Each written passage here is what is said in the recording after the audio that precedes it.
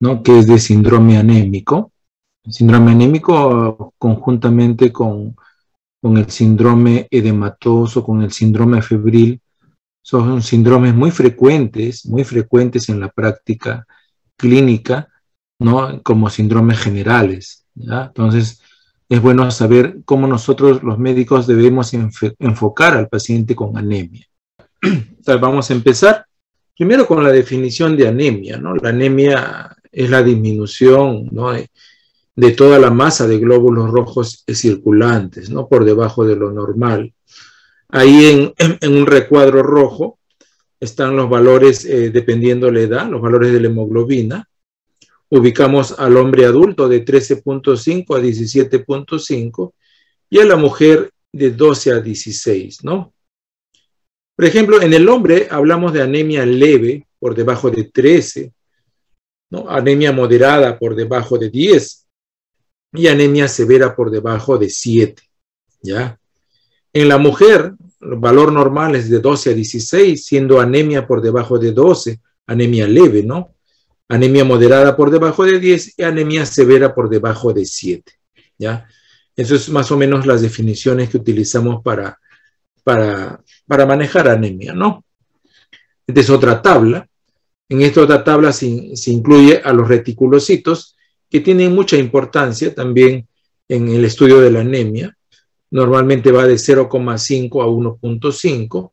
Tenemos al volumen corpuscular medio, que va de 80 a 100, que lo utilizamos bastante, este volumen corpuscular medio, para clasificación de un grupo de anemias, ¿no?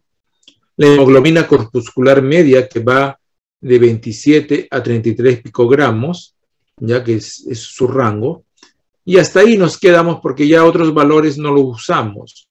A medida que la persona adulta, ¿no?, va pasando el tiempo, va aumentando de edad, se acerca a la senectud, poco a poco va a haber una alteración en la producción y respuesta de la eritropoyetina, va a haber disminución de las células precursores eritroides, o va a haber un aumento en las citoquinas proinflamatorias, de tal manera que también se puede manifestar cierto grado de anemia. Ahora veamos los tipos de anemia. Hay muchas maneras de enfocar la anemia, ¿no? La anemia se puede clasificar según el tiempo, como anemia aguda, anemia crónica o anemia subaguda, según la fisiopatología, como una anemia central o una anemia periférica, y para eso utilizamos el índice de reticulocitos. La clasificación que más usamos es la clasificación morfológica, ¿ya? Aquí utilizamos el volumen corpuscular medio, el BCM, ¿ya? Nos permite dividir a la anemia en microcítica, normocítica o macrocítica. Y el valor de la hemoglobina corpuscular media nos permite clasificarla en hipocrómica, normocrómica, ¿no?, o hipercrómica, ¿ya? Entonces, este concepto es importante. Ahí está una tabla donde ustedes pueden ver los diferentes tipos de anemia y sus causas, ¿no?, las llamadas microcíticas, las normocíticas y las macrocíticas, ¿ya? Para que no sean un mundo, vamos a hacerlo resumido. Dentro de la microcítica está la anemia ferropénica, está la anemia sideroblástica, las enfermedades crónicas y las talasemias. Dentro de las normocíticas, las enfermedades crónicas, tanto en anemias microcíticas como normocíticas, podemos encontrar las enfermedades crónicas, la aplasia medular, la anemia hemolítica y la mielodisplasia. Y dentro de las macrocíticas, las que tienen más de 100 femtolitros de tamaño, ¿no?, encontramos a las megaloblásticas, ¿no?, las que se caracterizan por deficiencia de B12 o ácido fólico, y a las no megaloblásticas. Después vienen las anemias, ¿no? ¿Cómo se llama? Veamos ya la primer grupo, que es la anemia microcítica. La anemia microcítica es un grupo frecuente de anemias, ¿ya? Son aquellas que tienen menos de 80 de volumen corpuscular medio. Y ahí en rojo he puesto a la anemia ferropénica, que es la forma más frecuente. Le sigue en frecuencia la enfermedad crónica, después la sideroblástica y después la talasemia, ¿ya? La anemia ferropénica, ¿no? Afecta generalmente a niños, por ejemplo, a niños por problemas carenciales, a ancianos también por problemas carenciales, a mujeres en edad fértil por la pérdida mensual de sangre que tienen con la menstruación, también pueden hacer anemia ferropénica, ¿ya? Abajo los valores de ferritina que nos sirven mucho para ver cómo están los almacenes de hierro en el cuerpo.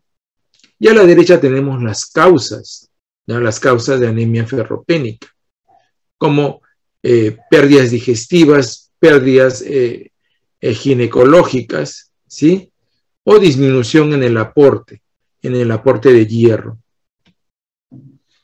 La anemia sideroblástica es un tipo de anemia, ¿sí? Que tiene que ver mucho con el uso inadecuado del hierro, ¿no? Para las diferentes formas de hemoglobina que existen. Ya pueden ser congénitas o adquiridas. Congénitas raras, ¿no? Ligadas al cromosoma X o a mutaciones de ciertos genes, o adquiridas, ¿no? Ya sea por medicamentos, por alcohol, intoxicación por plomo, por hipotermia, ¿ya? Entonces, este grupo de anemias sideroblásticas son, primero, ¿no? Un poco frecuentes, no son muy frecuentes. Las que sí son frecuentes son las enfermedades crónicas causando anemia, ¿ya? Procesos infecciosos crónicos, inflamatorios, neoplásicos, ¿no? Enfermedades del sistema inmune pueden provocar una enfermedad crónica y con ello provocar anemia, pues, ¿no? Las talasemias. Puede haber un defecto en la cadena de la hemoglobina, ¿no? La hemoglobina tiene dos cadenas, la alfa y la beta. Si se daña la alfa es una alfa-talasemia y la beta una beta-talasemia, ¿no? Entonces, este tipo de talasemias se presentan en ciertas razas, por ejemplo, del Asia o del Mediterráneo, ¿no? Con ligera frecuencia de la forma beta de la talasemia, ¿ya? Entonces, junto con las sideroblásticas, son anemias microcíticas, pero poco frecuentes. Ahí tenemos una tabla que diferencia a los diversos tipos de anemia, ¿ya? La anemia ferropénica, crónica, sideroblástica y talasemia. La ferropénica y todas las formas de anemia microcítica tienen hemoglobina baja. El volumen corpuscular medio está bajo, ¿no? Bajo en la talasemia y en la ferropénica, pero puede estar normal en la sideroblástica y en la enfermedad crónica. La ferritina está baja en la ferropénica, ¿no? Y en la enfermedad crónica está normal. Es importante, ¿no? El hierro en médula ósea, ¿cómo se encuentra? Se encuentra muy bajo en la anemia ferropénica. En cambio, en las otras, todavía hay cierto grado de hemoglobina, de hierro en la médula ósea, ya sea en la enfermedad crónica, en la sideroblástica o en la talasemia. El otro grupo, luego de las microcíticas, tenemos a las normocíticas, aquellas cuyo tamaño de BCM varía entre 80 y 100 femtolitros. Hay enfermedades crónicas, la aplasia medular, ¿no? La anemia hemolítica y la anemia mielodisplásica. Todos son grupos de anemia que pueden causar, ¿no? Que el glóbulo rojo se encuentre en lo que se llama normocítico. De este grupo tenemos las anemias hemolíticas, en las cuales recordar que el glóbulo rojo vive 120 días, pero una rápida aceleración en la muerte de estos glóbulos rojos genera la anemia, ¿ya? Las hemolíticas pueden ser intracorpusculares o congénitas y extracorpusculares o adquiridas. Dentro de las adquiridas tenemos las inmunes, las no inmunes, las que están asociadas a esplenomegalia. Las enfermedades crónicas también pueden causar anemia normocítica, como son la cirrosis, la insuficiencia renal crónica. Las anemias macrocíticas, importantes en frecuencia, son aquellas que tienen un volumen por encima de 100 femtolitros. Aquí tenemos a las megaloblásticas, que son por deficiencia de B12 o ácido fólico, y a las no megaloblásticas, como la cirrosis, por ejemplo, el hipotiroidismo, ¿sí? La mielodisplasia, la anemia megaloblástica por deficiencia de B12. Ahí tenemos las fuentes de B12 y las fuentes de ácido fólico a la derecha. Y abajo un frotis de sangre mostrando, ¿no? En un frotis estas células, ¿no? Como dice su nombre, megaloblásticas, de tamaño grande y también aparte, ¿no? A veces con el núcleo segmentado. Las anemias macrocíticas no megaloblásticas como el alcoholismo, la cirrosis o ciertos medicamentos. La etiopatogenia de las anemias, ¿no? Especialmente de la anemia por aplasia medular, ¿sí? Recordar que en la aplasia medular hay, ¿cómo se llama? La posibilidad que mi paciente tenga, ¿no? Una solo anemia, o a veces visitopenia, o a veces pancitopenia, ¿ya? Esto es importante. A veces el paciente tiene visitopenia, ¿no? Cuando se asocia la anemia con la leucopenia, ¿ya? Causas, infecciones, por ejemplo, enfermedades autoinmunes. Pancitopenia, ya aparte de anemia, mi paciente tiene baja de plaquetas, baja de leucocitos, ¿ya? Se llama pancitopenia, que es otra forma en que se puede manifestar también la aplasia medular. Ahí está la anemia plásica, células en formación, escasez de células sanguíneas, o la anemia plásica producida por exposición a los rayos X, a ciertos medicamentos, a ciertos virus, o incluso, ¿no?, a un defecto hereditario en la forma de la hemoglobina. Ahí está. La aplasia puede de manera secundaria ser producida por mieloctisis, por neoplasias, y primariamente por aplasia medular o por mielodisplasia. Entonces tenemos, por ejemplo, en las anemias megaloblásticas, la deficiencia de B12 de ácido fólico, ¿sí?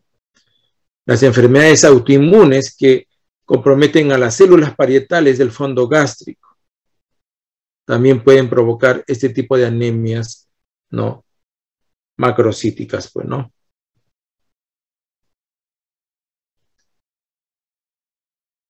Bueno, ahí está la recomendación del uso de folato, ¿no? En la, ¿cómo se llama? En la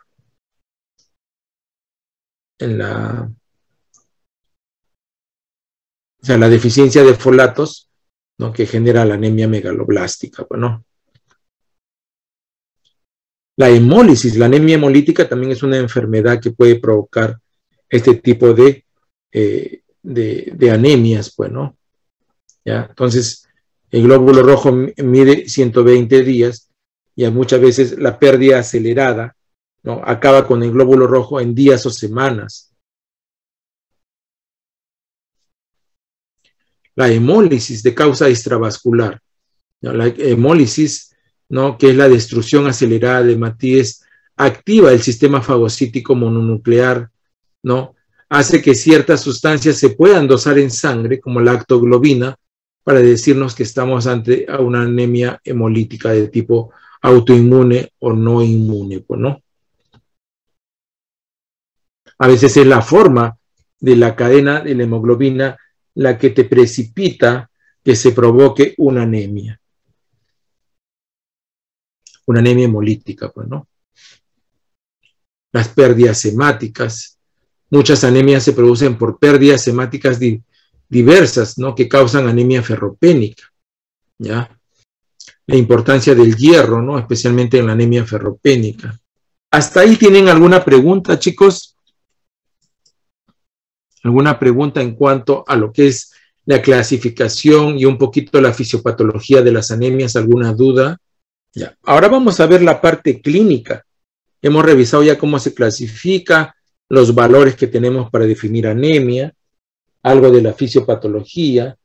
Ahora veamos un poquito ahora de manifestaciones clínicas de las anemias, ¿ya? Entonces, vamos a ver esta importancia que tiene, ¿no? Estas manifestaciones clínicas. Ahora, la clínica de una anemia, y esta es pregunta de examen, depende de 4 factores, ¿ya? La magnitud del descenso de la masa de glóbulos rojos, la rapidez de la instalación de la anemia y el tiempo de evolución del cuadro, la enfermedad que está causando la anemia, y qué mecanismos tiene el organismo para compensar esta pérdida, ¿ya? El paciente sistemáticamente puede hacer una manifestación clínica, ¿ya? Muy dependiendo si está ante una anemia aguda o ante una anemia crónica. Por ejemplo, en una hemorragia o una hemólisis, que son causas de anemia aguda, ¿no? Las manifestaciones pueden ser totalmente diferentes a cómo se manifiesta en la llamada anemia crónica. El paciente puede hacer molestias cardiovasculares, ¿no? Como son el problema de la hipoxia, generando falla cardíaca congestiva, angina de pecho, taquicardia, disnea de esfuerzo. Todo esto puede generar, ¿no?, la anemia en el aparato cardiovascular, ¿no? Tenemos manifestaciones generales como la astenia, la fatiga, la debilidad muscular, la cefalea, la pérdida de concentración, los mareos, ¿no? Son ya molestias generales, ¿no? Molestias no específicas como la palidez, la taquicardia, el soplo sistólico, ¿ya? Y específicas como la forma de la uña, ¿no? La coiloniquia, la platoniquia, ¿no?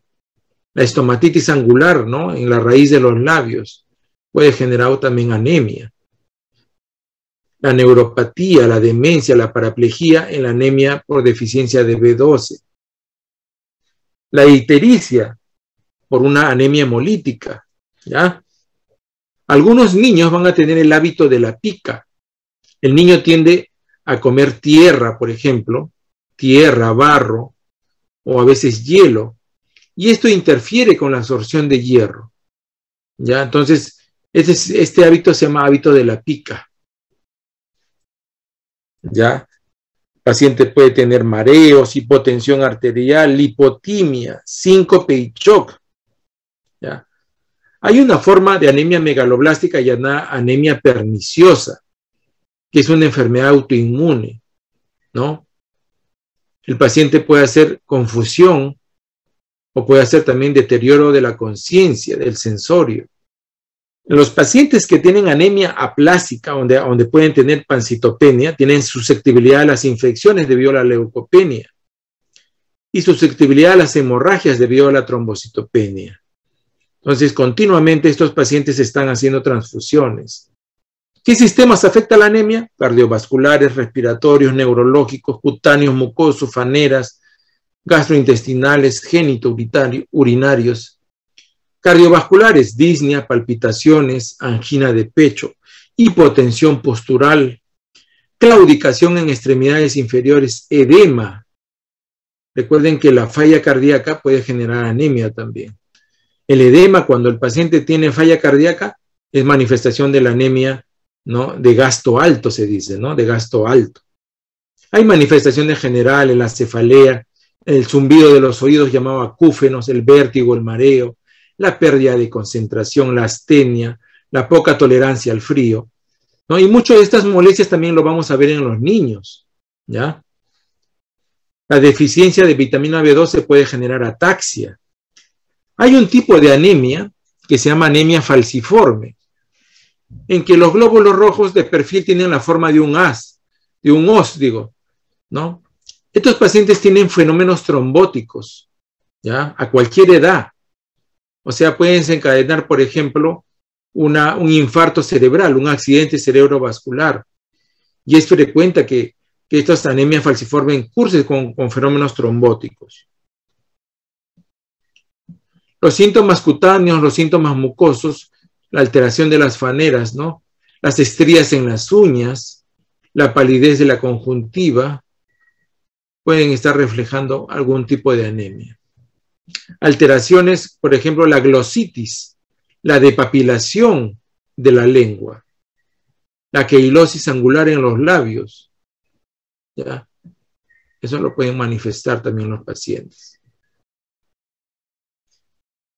Digestivamente puede tener anorexia, náuseas, estreñimiento o diarrea, y paciente con anemia, pues, ¿no?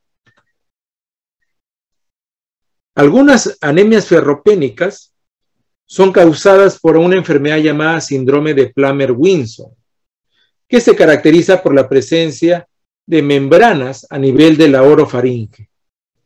Y estas membranas provocan una disfagia a sólidos y a líquidos, ¿no? El doctor de gastro le hace una endoscopía y le encuentra estas membranas en la orofaringe, ¿no? Que es lo que está causando su forma de anemia en el paciente, ¿no? ¿Ya? Los pacientes con talasemia, que es una causa de anemia microcítica, pueden tener hepatoesplenomegalia. Y algunos pacientes con anemia hemolítica van a hacer cálculos, ¿no? Cálculos a nivel de la vesícula, cálculos de bilirrubinato cálcico, se dice, ¿no? Síntomas genitourinarios, como amenorrea o pérdida de la libido e impotencia, tanto en el hombre como en la mujer, pueden presentar estos síntomas genitourinarios. Otros síntomas en el niño, en el pequeño, el trastorno llamado pica, ¿ya? La osteogénesis imperfecta puede provocar, ¿no?, escleras azules.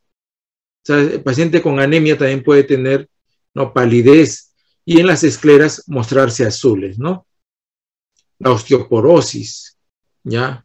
El dolor en cualquier parte del cuerpo, siempre hay que tratar de especificar bien cuál es el diagnóstico principal que está teniendo mi paciente. La anemia falciforme, ya hemos mencionado que se caracteriza por fenómenos trombóticos. El niño hace un tipo de anemia carencial, ¿ya? Anemia por carencia, por falta de ingesta de hierro, ¿ya? Ese niño va a tener retraso en el crecimiento, síntomas neurológicos, somnolencia, ¿no?, inapetencia. Y terminamos ya con el examen físico del paciente con anemia, que hemos mencionado algo. Miren, hay dos palmas, una palma anémica y una palma normal. Hay que revisar las palmas, contrastar. Hay que revisar las conjuntivas, ¿sí?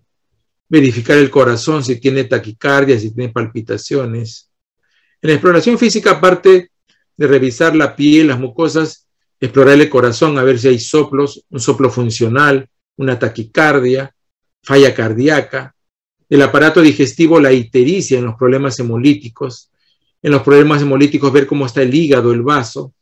No olvidarse de revisar la lengua por la glositis que pueda tener, alteraciones en la forma de la uña. Entonces, tenemos estas manifestaciones clínicas que se manifiestan en el paciente con los diversos tipos de anemia, ¿ya? ¿Tienen alguna duda, alguna pregunta en cuanto a síndrome anémico?